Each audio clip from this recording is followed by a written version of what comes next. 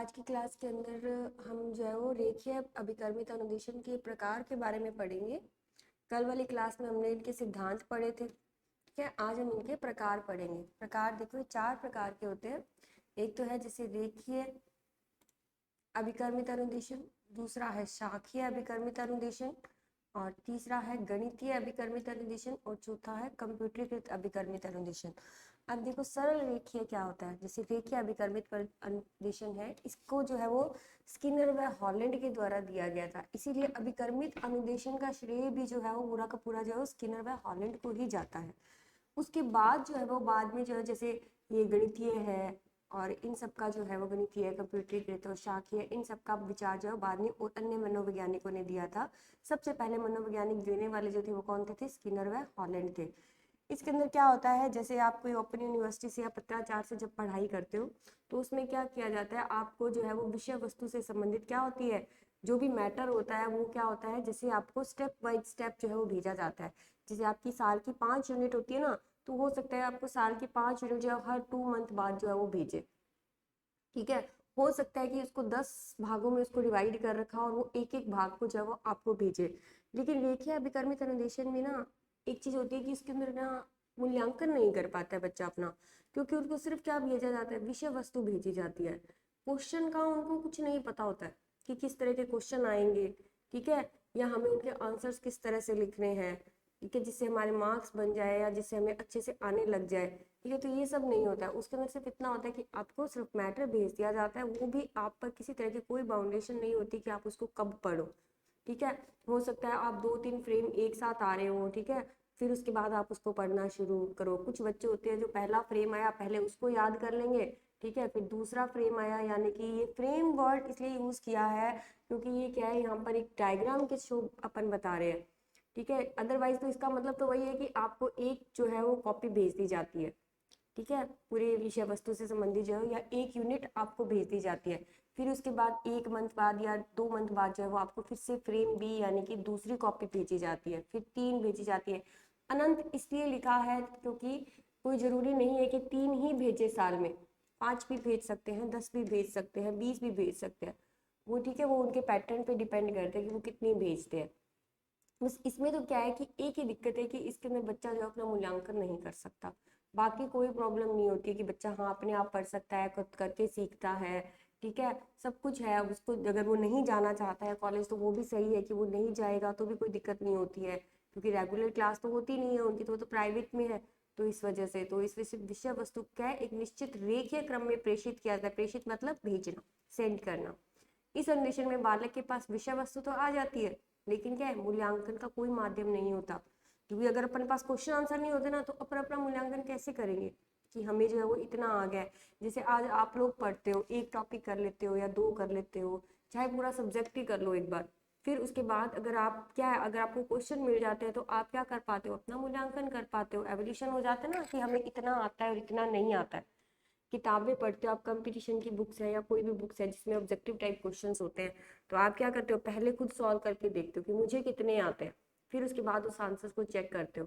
तो होता है मूल्यांकन करना, लेकिन इसके अंदर रेखीय अभिकर्मित अनुदेशन में ऐसा नहीं होता।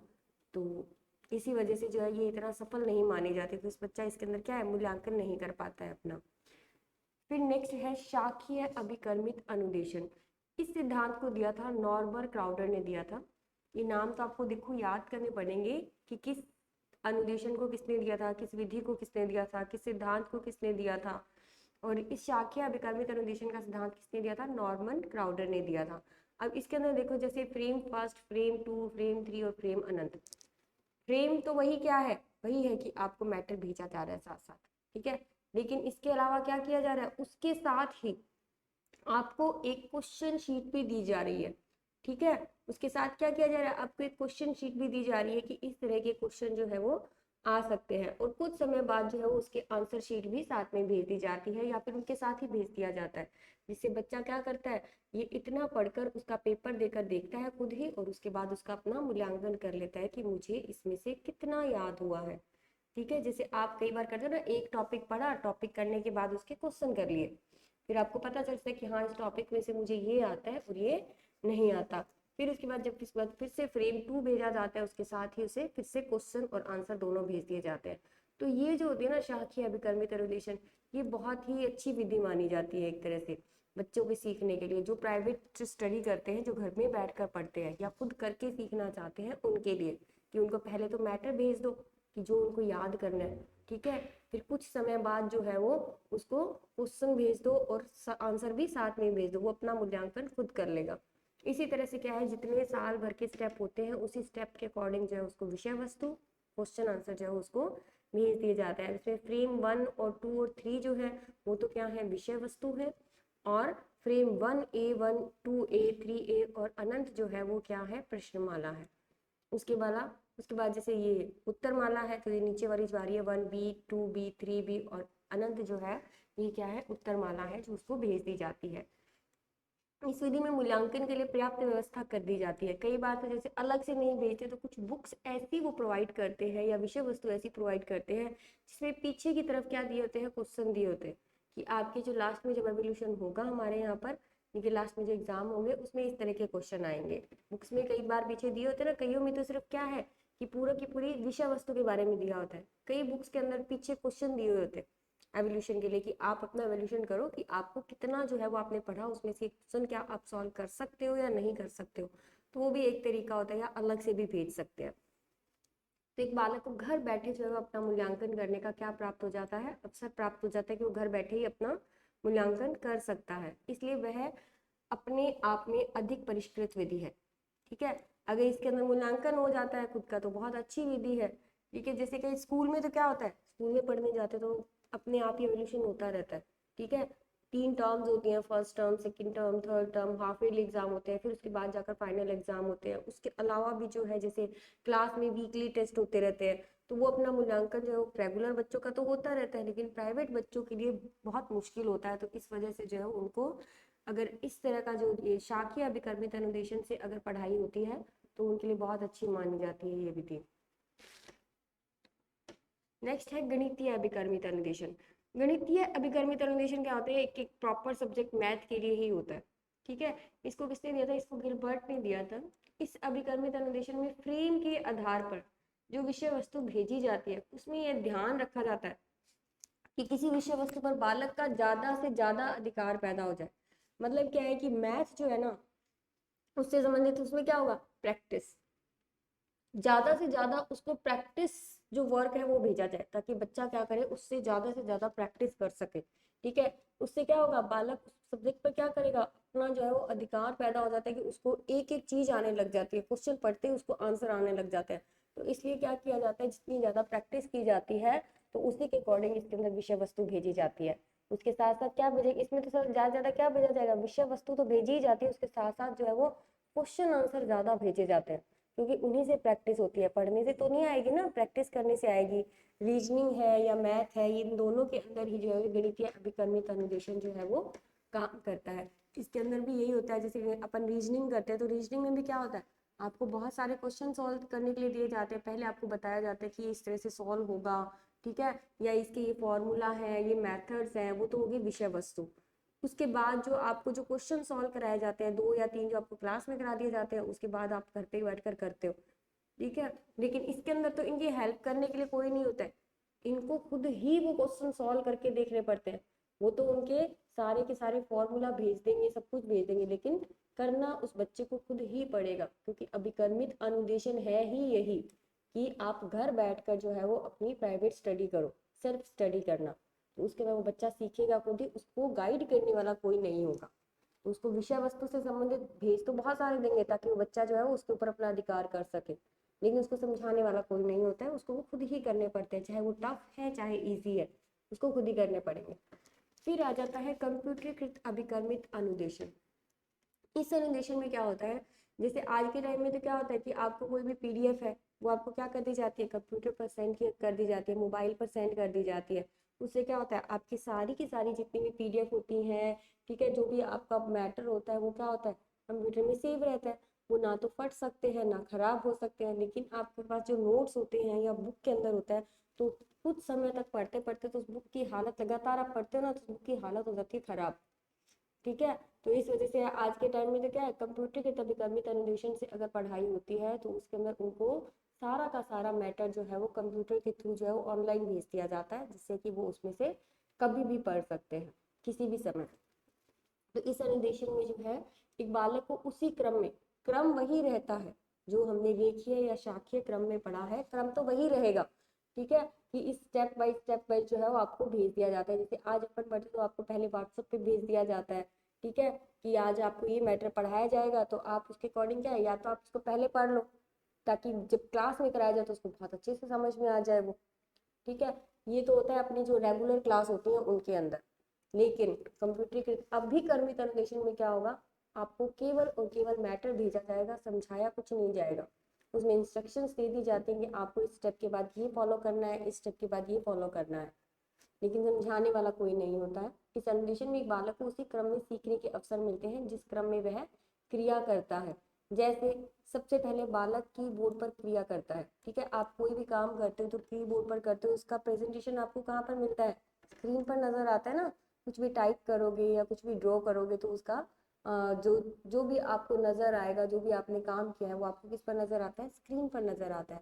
और फिर उसके बाद आगे से आगे क्या करना पड़ता है, तो वो अपन जैसे ऑनलाइन अगर कोई चीज़ डाउनलोड करनी है तो उसके अंदर भी क्या होता है, जैसे आगे से आपको बताते रहते हैं ना कि इसके बाद आपको ये करना है या नेक्स्ट कीजिए या कर दीजिए इस चीज़ को, तो वो सारे के सारे स्टेप जो है वो आगे निर्देश जो है वो उसको मिलते रहते हैं कंप्यूटर किट में। जिससे बालक आगे से आगे क्या करता रहता है, सीखता रहता है। इस प्रकार के अनुदेशन को क्या कहा जाता है, कंप्यूटरीकृत अनुदेशन कहा जाता है। कुल मिलाकर क्या है, शाक रेखीय में तो क्या था कि लगातार चल रहा है लेकिन मूल्यांकन नहीं हो रहा है, ठीक है, इसीलिए ये विधि इतनी इम्पोर्टेंट नहीं मानी जाती है। दी किसने थी, स्किनर व हॉलैंड ने दी थी। ये इसी वजह से है क्योंकि सबसे पहले इस विधि को दिया गया था, ठीक है। पहले भी बहुत सारे व्यक्ति आए थे, सुकरात आया था, थॉर्नडाइक आया था, लेकिन उनके द्वारा जो भी मशीनें या जो भी प्रयोग में लाए गए थे वो सफल नहीं हो पाए थे। लेकिन सबसे उसके बाद जो है ये 1938 के आसपास जो स्किनर व हॉलैंड आए जिन्होंने ये रेखीय अभिकर्मित अनुदेशन दिया था, उसके बाद ही अभिकर्मित अनुदेशन आगे बढ़ा है।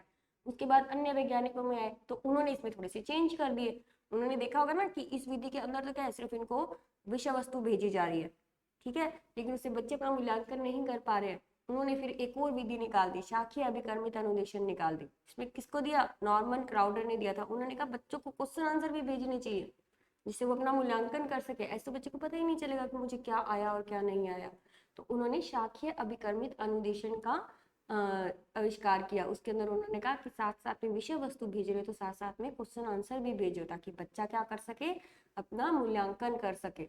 फिर उसके बाद हमने पढ़ी गणितीय अभिकर्मित अनुदेशन। इसमें जो है विषय वस्तु के साथ साथ इसमें भी क्वेश्चन आंसर भेजे जाते हैं, लेकिन प्रैक्टिस वर्क जो होता है वो बहुत ज्यादा भेजा जाता है जिससे बच्चा क्या कर सके, उस पर अपना अधिकार पैदा कर सके। जैसे एक तरह के क्वेश्चन होते हैं ना, जैसे रेशो वाले क्वेश्चन है तो मतलब बहुत सारे रेशो से संबंधित, हर बार रेशो से संबंधित क्वेश्चन भेजे जाते हैं, ठीक है। दूसरा टॉपिक शुरू हो जाता है तो दूसरे के साथ भी पहले वाले टॉपिक को जोड़कर क्वेश्चन भेजे जाते हैं, तो वो तो हो जाएगा जैसे गणितीय अभिकर्मित अनुदेशन। और कंप्यूटरीकृत में क्या है, कंप्यूटरीकृत में क्या है कि जैसे भी वो भी स्टेप बाय स्टेप ही भेजा जाता है, लेकिन जो भी काम है उसकी इंस्ट्रक्शन जो होती है आपको कंप्यूटर पर मिलती रहती है, उसके अकॉर्डिंग आप चलते रहते हो। अब देखो ये अभिकर्मित अनुदेशन जो है ना, इसके लाभ और हानियां दोनों तरह होते हैं। कोई भी काम है उसके लाभ भी होंगे, प्रॉफिट भी होंगे और हानियां भी होंगी, ठीक है, दोनों ही चीज होती है। तो इसके प्रॉफिट देखो क्या है कि बालक को अपनी शिक्षा को बढ़ाने के अवसर मिलते हैं। कुछ बालक होते हैं ना जो किसी प्रॉब्लम की वजह से पढ़ाई जिनकी छूट जाती है, जो स्कूल अटेंड नहीं कर सकते हैं या कॉलेज अटेंड नहीं कर सकते हैं, तो उनको अपनी शिक्षा जो है वो आगे बढ़ाने के क्या मिल जाते हैं, अवसर मिल जाते हैं कि हाँ हम घर बैठे पढ़ सकते हैं। तो इससे अच्छी बात तो कोई हो ही नहीं सकती कि हम अपना घर भी संभाल सकते हैं और पढ़ाई भी कर सकते हैं। तो एक तरह से हुआ ना ये लाभ कि बालकों को अपनी शिक्षा को बढ़ाने के अवसर मिलते हैं। फिर जब बालकों में स्वयं करके सीखने की प्रवृत्ति का विकास होता है, ये सामने सिखाने वाला टीचर नहीं होता है, उनको उनको खुद ही करना पड़ता है। तो अपने आप करेंगे तो उनमें सीखने की प्रवृत्ति भी बढ़ेगी कि हमें ये चीज अपने आप समझनी है। तो बालक में स्वयं करने की सीखने की प्रवृत्ति का विकास होता है। बालक को अधिक सीखने के अवसर मिलते हैं। अधिक कब मिलेंगे, तब जब उसको प्रैक्टिस वर्क भेजे जाएंगे तो उसको सीखने के अवसर भी अधिक मिलते हैं। उच्च शिक्षा के प्रचार प्रसार में योगदान प्राप्त होता है।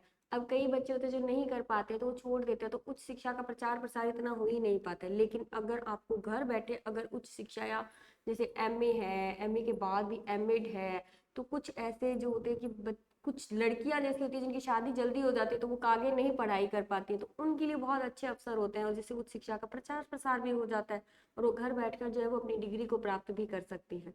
स्वयं प्रेरणा के अवसर प्राप्त होते हैं, क्योंकि अभी प्रेरणा देने वाला व्यक्ति इनके पास नहीं होता है, उनको स्वयं को खुद ही प्रेरित करना पड़ता है कि मुझे आगे पढ़ाई करनी है और मुझे पढ़ना है। तो वो स्वयं प्रेरणा के अवसर प्राप्त होते हैं जिसमें हम खुद को प्रेरित कर पाते हैं, सामने वाला कोई आपको प्रेरित नहीं करेगा। ये तो थे इसके लाभ।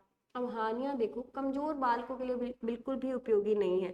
जो बालक टीचर के बिना नहीं पढ़ सकते उनके लिए ये बिल्कुल भी उपयोगी नहीं है, क्योंकि उनको टीचर के बिना कुछ समझ ही नहीं आएगा जब तक उनको कोई समझाएगा नहीं। तो कुछ कमजोर बालक होते हैं जिनको कुछ समझ में नहीं आता है ये क्या लिखा है, ठीक है, जब तक उनको कोई समझाएगा नहीं, तो उनके लिए उपयोगी नहीं है। इसके अलावा क्या है, बालक में आलस्य को जन्म देती है। आलस्य को ऐसे जन्म देती है कि बच्चों को मैटर भेज दिया जाता है, बच्चे क्या सोचते हैं अभी तो एग्जाम में बहुत टाइम पड़ा है, ठीक है, साल की शुरुआत में अगर आपको भेजा जाता है तो अभी तो एग्जाम में 9-10 महीने पड़े हैं, आराम से पढ़ लेंगे। आलस्य आ गया, फिर उसके बाद अब 2 महीने बाद भी कहेंगे कि अभी 6 महीने पड़े हैं। जब लास्ट का 1 महीना बच जाता है ना, तब बच्चा जो है वो किताबों को खोलता है। कुछ बच्चे जो है वो 1 दिन पहले ही बुक्स को खोलते हैं, तो वो क्या होता है, एक तरह से आलस्य को जन्म देती है। लेकिन अगर रेगुलर हो तो आपको रेगुलर स्कूल भी जाना पड़ेगा, ठीक है, आप क्रियाशील भी रहोगे, मूल्यांकन भी होता रहेगा और पढ़ते भी रहोगे। जो बालक स्टार्टिंग से पढ़ते रहते हैं धीरे धीरे, उनमें सीखने की क्षमता ज़्यादा होती है, बजाय कि जो प्राइवेट बैठकर पढ़ते हैं। जैसे कि वो धीरे धीरे तो नहीं पढ़ेंगे, लेकिन वो एक साथ पढ़ेंगे, लेकिन उसका याद किया हुआ रहता नहीं है इतना कि आप सोचते कि लास्ट टाइम में पढ़ा और हमें याद रह जाता है। कुछ चीज़ें ही याद रह पाती हैं, सारी नहीं रह पाती है। कई बार अशुद्ध ज्ञान भी पैदा हो जाता है। अशुद्ध ज्ञान यानी कि गलतियां हो जाती है। अपने आप पढ़ें तो गलतियां तो होगी होगी, इवन टीचर भी पढ़ाता है तब भी बच्चे गलती करते हैं, तो वो जब अपने आप पढ़ेगा तो ऑब्वियसली गलतियां तो होगी ही होगी। तो वो गलतियां उससे होती रहती है और उनको सही करने वाला भी कोई नहीं होता है, उसको खुद ही उनको सही करना पड़ता है। परिणाम प्राप्त होने में देरी होती है। परिणाम प्राप्त होने में देरी ऐसे होती है, कई बार क्या होता है बच्चे जो है वो नहीं एग्जाम दे पाते किसी वजह से। तो इसके अंदर क्या होता है, जैसे ये आपके 6 महीने बाद जो होता है एग्जाम हो जाते हैं, सेमेस्टर सिस्टम होते हैं ना, तो कहते हैं कि हाँ एक सेमेस्टर में ये एक पेपर नहीं हुआ तो अगले में दे देंगे, अगले में नहीं हुआ तो उसके बाद दे देंगे, ठीक है। लास्ट सेमेस्टर आ गया, लास्ट सेमेस्टर में भी आपने एक सब्जेक्ट का पेपर छोड़ दिया, तो उसके बाद वो पेपर कब होगा, अगले 6 महीने बाद होगा, तो परिणाम में भी क्या होगा, उतना ही टाइम लगेगा। अगर आप रेगुलर चलते रहो तो 2 साल के अंदर ही एक सब्जेक्ट हो जाता है, ठीक है, अदरवाइज कितने लग जाएंगे, 3 साल लग जाएंगे, तो परिणाम आने में देरी लगती है इसके अंदर। विषय वस्तु का व्यवहारिक ज्ञान नहीं होता। व्यवहारिक ज्ञान कैसे होगा, जब आप उस विषय वस्तु से संबंधित कोई क्रियात्मक कार्य कर ही नहीं रहे हो, ठीक है, एंड टाइम पे पढ़ रहे हो। एंड टाइम पे पढ़ा हुआ क्या होगा, वो तो रट्टा लगाना हो गया, ठीक है। जो आप स्टार्टिंग से पढ़ते हो ना, जिसके लिए आपको प्रोजेक्ट दिए जाते हैं बनाने के लिए, किसी तरह का कोई कार्य दिया जाता है करने के लिए, तब वो व्यवहारिक ज्ञान आता है, और व्यवहारिक ज्ञान जो आता है वो कभी नहीं भूला जाता, ठीक है। तो वो जो लास्ट में पढ़ते हैं ना, उसका कोई व्यवहारिक ज्ञान नहीं होता, वो तो आपने पेपर के लिए पढ़ा, पास होने के लिए पास हो गए, उसके बाद दिमाग से साफ। लेकिन स्कूल, पूरे स्कूल में जो आज भी आपको जो स्कूल में काम किए होंगे ना, वो आपको आज भी याद होंगे, क्योंकि वो क्या थे, आपके वास्तविक व्यवहारिक ज्ञान थे। जो घर बैठकर पढ़ोगे ना, वो व्यवहारिक ज्ञान में नहीं आता। तो इस तरह से जो है इसकी दोष और हानियां हैं ये। आज ये टॉपिक यही खत्म होता है।